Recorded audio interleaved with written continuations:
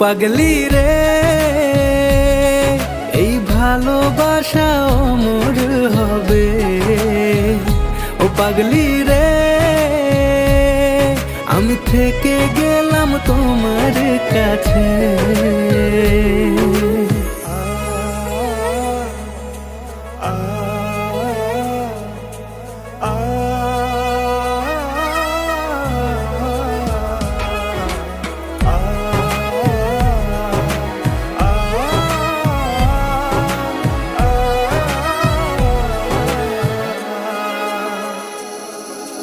ছোট্ট একটা ঘর আর সংসার হবে মধুর হয়ে।